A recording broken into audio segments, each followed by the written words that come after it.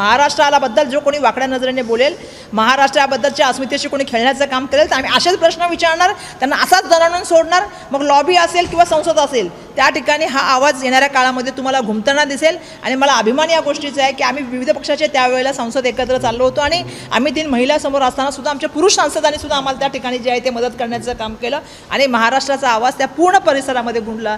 आणि आजही मी बोलते की जय महाराष्ट्र। आणि मी एवढे सांगते, महाराष्ट्राकडे बघणाऱ्या कोणत्याही वाईट नजरेला येणाऱ्या काळात पण खपून घेतलं जाणार नाही। महाराष्ट्राबद्दल जो कोणी वाकड्या नजरेने बोलेल, महाराष्ट्राबद्दलच्या अस्मितेशी कोणी खेळण्याचं काम करेल तर आम्ही असेच प्रश्न विचारणार, त्यांना असाच दणाणून सोडणार। मग लॉबी असेल किंवा संसद असेल त्या ठिकाणी हा आवाज येणाऱ्या काळामध्ये तुम्हाला घुमताना दिसेल। आणि मला अभिमान या गोष्टीचा आहे की आम्ही विविध पक्षाचे त्यावेळेला संसद एकत्र चाललो होतो आणि आम्ही 3 महिला समोर असताना सुद्धा आमच्या पुरुष सांसदांनी सुद्धा आम्हाला त्या ठिकाणी जे आहे ते मदत करण्याचं काम केलं आणि महाराष्ट्राचा आवाज त्या पूर्ण परिसरामध्ये गुंजला। आणि आजही मी बोलते की जय महाराष्ट्र। आणि मी एवढे सांगते, महाराष्ट्राकडे बघणाऱ्या कोणत्याही वाईट नजरेला येणाऱ्या काळात पण खपून घेतलं जाणार नाही।